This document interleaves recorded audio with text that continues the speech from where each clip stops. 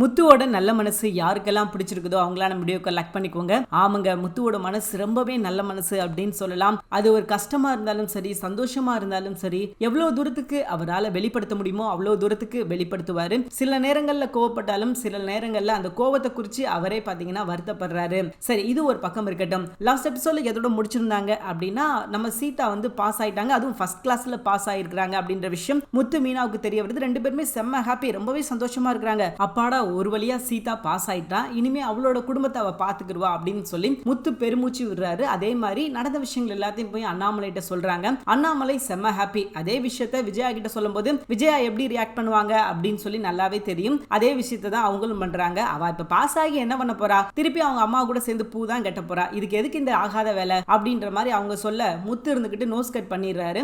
அம்மாவுக்கு படிப்பை பத்தி என்ன தெரியும், அவங்களுக்கு தெரிஞ்சதெல்லாம் அவங்க சொல்றாங்க, வன்மம் மட்டும்தான் அம்மாவுக்கு தெரியும் அப்படின்ற மாதிரி சொல்லிடுறாரு.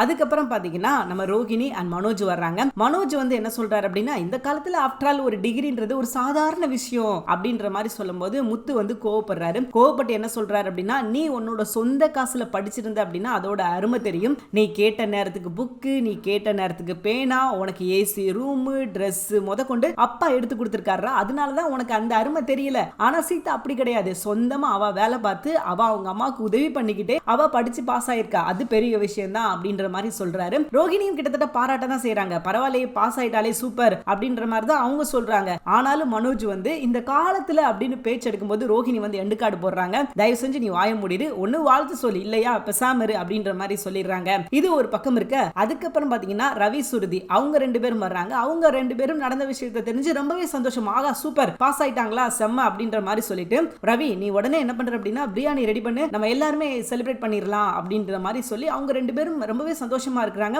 ஆனா விஜயாவுக்கு இது பிடிக்கல. ஏமா நீ வேற, ஏமா அவ அப்பதான் பாஸ் ஆயிருக்காகும் அப்படின்ற மாதிரி சொல்லும்போது, ஆன்ட்டி நீங்க சும்மா இருங்க ஆன்ட்டி அப்படின்ற மாதிரி நம்ம சுருதி சொல்லிடுறாங்க. சோ ஒரு நல்ல ஃபங்க்ஷன் மாதிரி ஏற்பாடு பண்ணி சிறப்பா கொண்டாட போறாங்க அப்படின்றது ரொம்ப நல்லாவே தெரியுது. அப்படியே கட் பண்ணீங்கன்னா நம்ம முத்து அண்ட் மீனா இவங்க ரெண்டு பேரும் வந்து சீதாவை பாக்குறதுக்காக போறாங்க. மாலையெல்லாம் வாங்கிட்டு போய் வாழ்த்து சொல்லணும், நல்லா சூப்பரா சொல்லணும் அப்படின்னு போறாங்க. அங்க போட்டோகிராஃப்லாம் ரெடி பண்ணி அரேஞ்ச் பண்ணி அங்க இருக்கிற சில பெண்கள் கூட வேலை பார்க்குற பெண்கள்லாம் என்ன பண்றாங்க அப்படின்னா கோட்டெல்லாம் வாங்கிட்டு போய் கொடுத்துருந்தாமா இதை நீ போட்டு போட்டோ எடு அப்படின்ற மாதிரி சொல்லி ரொம்பவே சந்தோஷமா சூப்பரா செலிப்ரேட் பண்ணிக்கிட்டு இருக்காங்க. அதே மாதிரி சீதாவும் செம்ம ஹாப்பி. ஏக்கா நான் படிச்சதுக்கு நீ தான்க்கா காரணம், நீ வந்து உன்னோட படிப்பை நிப்பாட்டிட்டு நீ எனக்கு படிப்பு கொடுத்தா, கண்டிப்பா அந்த படிப்பை வச்சு நான் அம்மாவுக்கும் சரி உனக்கும் சரி என்னால என்ன ஹெல்ப் பண்ண முடியுமோ நம்ம வீட்டுக்கு நான் பண்ணுவேன் அப்படின்ற மாதிரி சொல்லிடுறாங்க.